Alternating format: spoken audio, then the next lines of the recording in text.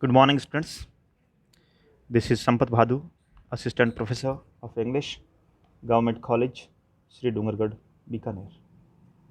Today we are going to take up the next poem of BA Part 3rd, BA Part 2nd, the love song of J.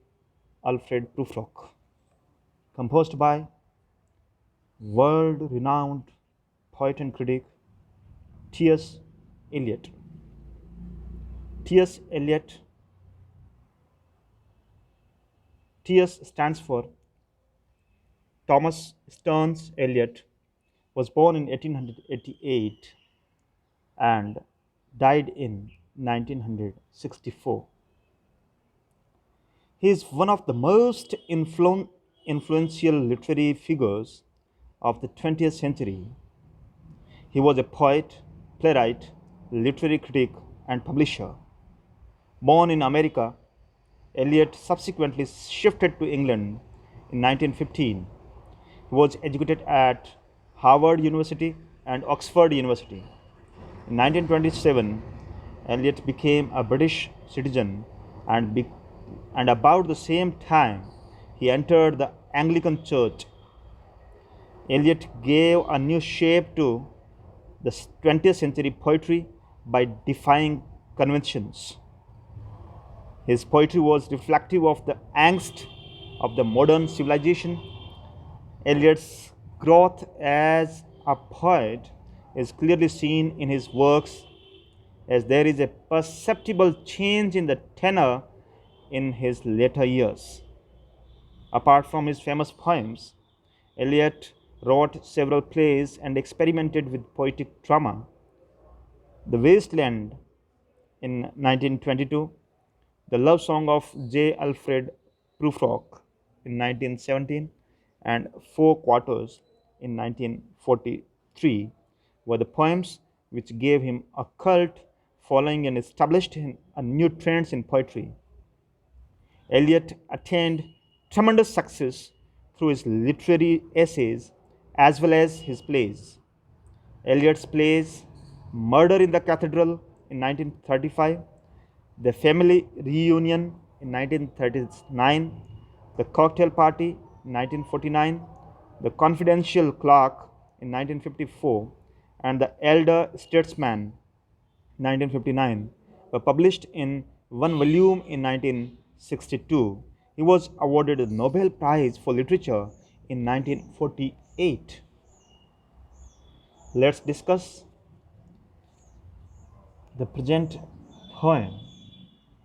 The Love Song of J. Alfred Prufrock is one of the early poems of Eliot, aiming at exposing the sordid nature of modern civilization, the purposelessness of the lives of people, and the monotony of routine in human life. The poem also brings to limelight the hollowness and hypocrisy of modern civilization. This poem reveals the psyche of a man who lives in the inferno of modern life. Prufrock is a citizen of Eliot's poetic world, a thorough representative of the disillusioned modern world. He is an incarnation of modern man, well educated, over civilized, highly eloquent, but emotionally sterile or infertile. The poem opens with an epigraph borrowed from Dante's Inferno, and it elucidates the theme of the poem and the nature of the hero. Through the epigraph, Eliot suggests that there is similarity between the life of Inferno and the life of modern city, where there is barrenness, tedium, and lack of communication. In this poem, Eliot has experimented with dramatic monologue and modified it by eliminating the implied listener. This is, in fact, an interior monologue. Dear students, the present poem, The Love Song of J. Alfred Prufrock, is a kind of interior monologue. Means where there is no listener. Listener is implied. The speaker talks to himself, describes, narrates the mental state to himself. There is no listener. The indoor and the outdoor scenes of the poem are indeed the psychological landscape of Prufrock as they harmonize with Prufrock's mental state. His inner restlessness is echoed by the outside surroundings. Prufrock, the protagonist, seems to be addressing a potential lover and passionately desires to propose to her but lacks the courage to do so. His mind goes through visions and revisions, but he hesitates in making the desired move. His love song is a song of indecision and timidity, means cowardice. The poem also develops a theme of frustration and emotional conflict, which is the hallmark of modern world. The tragedy of Prufrock is the tragedy of the modern hollow man. The poem is composed in irregularity, rhyming paragraphs with variation in the length of the lines, use of refrain, fragmentation, and juxtaposition are noteworthy traits of this poem. Let's take up the text. Let's go then, you and I. Dear students, here, you and I. Prufrock himself is you and himself is I. When the evening is spread out against the sky like a patient etherized upon a table, let's go through certain half-deserted streets, the muttering retreats of restless nights in one-night cheap hotels and sawdust restaurants with oyster shells, streets that follow like a tedious argument of insidious intent to lead you to an overwhelming question. Oh, do not ask. What is it? Let's go and make a visit. In the room, the women come and go, talking of Michelangelo. Dear students, the opening stanza of the poem Love Song of J. Alfred Prufrock is the most typical and best known stanza of the poem. Actually, this poem explores the consciousness of a representative dungeon who is confined and cabined in the inferno of the modern city civilization. The name Prufrock was adapted from a local furniture dealer in St. Louis, Missouri. B.C. Southam says that it is reminiscent of certain qualities such as prudence, primeness, preciseness. Prufrock represents a split consciousness, a division between heart and head, or to be precise, a paralysis of heart through overconsciousness, through an incurable tendency to think too much and too nicely of the consequences of a love proposal he yearns or he desires to make to a lady. Thus, Prufrock, in his world of superficialities, exhibits a Hamlet like temperament, which is central to Shakespeare's great tragedy. These are the opening lines of the poem. The first words in the poem, let's go then, you and I, recall the many passages in which Virgil gently urges Dante in their journey, on in their journey through hell and purgatory, the monologue. But this is an internal monologue. The you is not a friend or beloved, but a part of Prufrock's own split consciousness. The drama is internal and the poem is in the nature of a monologue. The title, Love Song, is ironical because the poem contains neither love as we know it, nor any song which love is generally expected to call forth. These lines describe the proposed visit to the hotel. The journey, however, is mental. Prufrock does not move from his place at all. The time of the proposed visit is evening. The consciousness of the protagonist pictures evening as a patient under chloroform lying upon the surgical table. The evening is the image of Prufrock himself. He himself is the patient as well as the surgeon. The operation implied here is self dissection. The half deserted streets are also psychological in their import. The winding streets, etc., image forth the tedious argument inside Prufrock's mind, which finally leads to the point of action or resolution. This is the climax.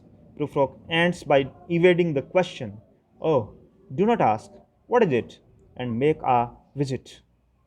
Prufrock is content or satisfied with a bare reference to the room where women come and go, talking of Michelangelo. The lines hint that the women are sophisticated with a veneer of culture in their behaviors. Actually, the poem is a dramatic monologue of a special kind. Professor V. Rai says that the poem is not a dramatic monologue but an internal monologue, not a confession to an external party but to one's own self. The you is not a friend or beloved but a part of Prufrock's own split consciousness. The drama is internal and the poem is in the nature of a monologue. We have to imagine a character speaking the lines and a context in which he speaks them. The context is not absolutely clear, though its broad outlines are obvious enough. The man is going to a sophisticated party, apparently a ladies' occasion of a cultural kind, but one which shares the vacuity of Boston society. Prufrock, however, has a special mission. He is in love with one of the ladies and he is going to declare that. Michelangelo, referred over here, was a great Italian sculptor, painter, and poet. Next stanza. The yellow fog that rubs its back upon the window panes, the yellow smoke that rubs its muzzle on the window panes, licked its tongue into the corners of the evening, lingered upon the pools that stand in drains, let fall upon its back the soot that falls from chimneys, slipped by the terrace, made a sudden leap, and seeing that it was a soft October night, curled once about the house and fell asleep.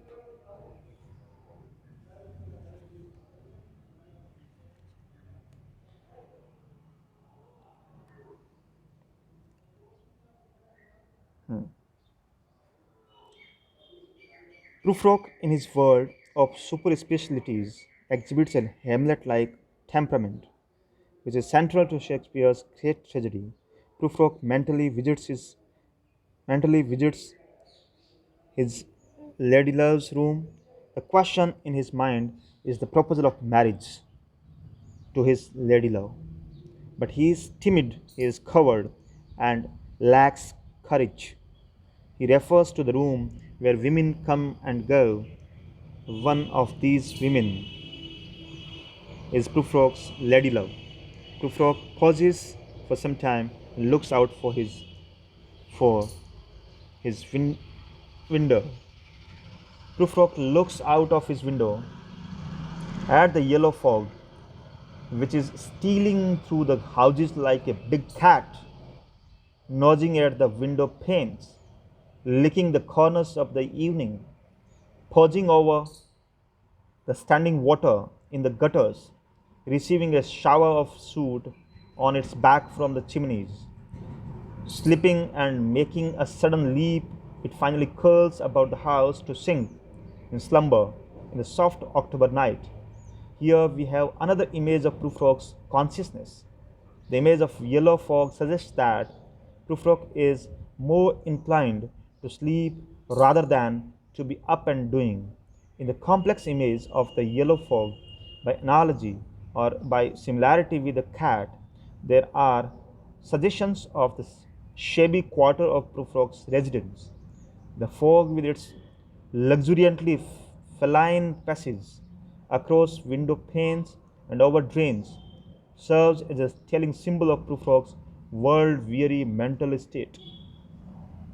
Here we have another image of Prufrock's consciousness, foggy, sneaking, and inclined to sleep, than to be up and doing.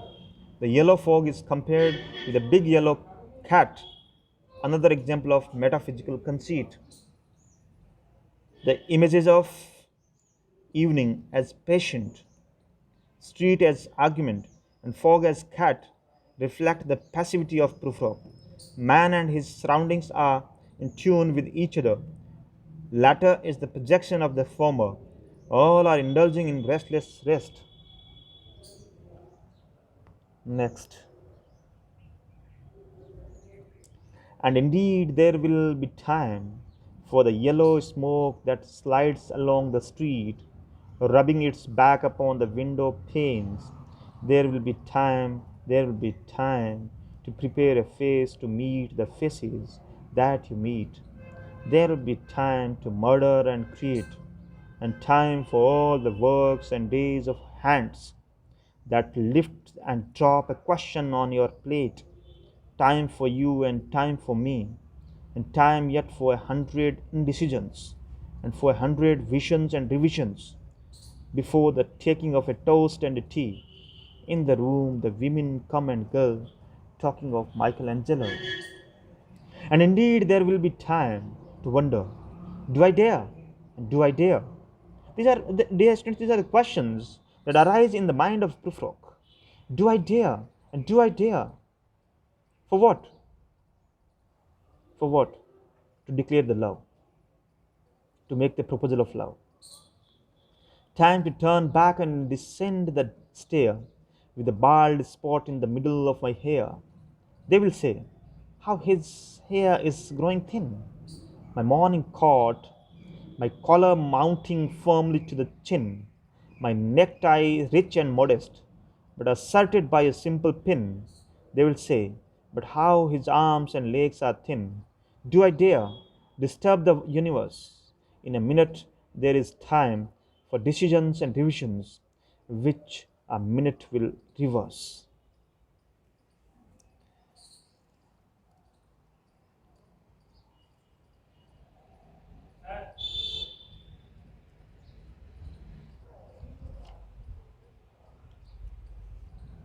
Prufrock here says that there is no hurry, and indeed there will be time before arriving at the tea party in the room where he has to propose to the lady. There will be enough time to decide and to cancel his decisions and redecisions, to wonder if he has courage to declare his love or not. After a glance at the women in the room, Prufrock proceeds to explain the nature of his occupation, which is only a nice weighing of his capacity and courage to make the proposal. But at the right moment of action, he simply turns back and steals down the stairs, leaving people to comment upon the bald spot in the middle of his head. It is a fit symbol of his cowardice. He may be dressed smartly, with his mounting collar, rich and sober necktie, and simple but noteworthy pin. However, his rich dress cannot conceal or hide his thin arms and legs from the eyes gazing upon him as he retreats or goes back. This going and coming back is in his imagination only. Prufrock does not move from his place at all. For him, the simple act of putting the overwhelming question seems to be so momentous as to create an upheaval in the universe, to create ripples in the universe, to create disturbance, commotion in the universe. But experience has taught him that all his resolutions are reversed in a minute by his wavering and timid mind. Prufrock is an irresolute person for whom the simplest decision is a matter of strain, speculation, and distress. He thinks that whatever he says to the lady may lead to an irrevocable step taken into the future for which he must bear the responsibility. This is why he asks, do I dare disturb the universe? Do I dare disturb the universe? He thinks that any action which changes the patterns of things disturbs the universe. And since he does not know where he is going in universal terms, how can, be, how can he take that responsibility? This thought about the universe appears serious, but it is really foolish to be guided by such a thought. It makes one inactive. Prufrock may take a decision. The next moment, he may revise it and reverse his decision immediately. As such, a person like him cannot do anything. He cannot take a decision and set out. He becomes timid and inactive. He thinks of doing something, but then the very next moment he changes his decision. He changes his mind. Here, universe means universe of his life, his complacent world. These lines draw Prufrock's character very clearly. Prufrock's daily life is summed up in 100 indecisions, 100 visions and revisions. It means that Prufrock never takes a decision and never does what he thinks of doing. Here, Prufrock's indecisiveness is emphasized. Prufrock lacks courage. He is coward and lazy. He is overconscious, which makes him timid and inactive. Prufrock also refers to the clever mask which the sophisticated people put on to keep up the show of social decorum, and for them to murder and create means something quite different from the useful meaning of the phrase. It may mean, for Prufrock at least, making decisions only to unmake them and keep on wavering, the proverbial people, Penelope's web. Penelope undid at night the work that she had done during the day. Thus, she continued the work without end. Similarly, works and days refer to the famous poem written by Hesiod, a great poet of 8th century BC. That's all for today, and have a nice day, dear students. Thank you.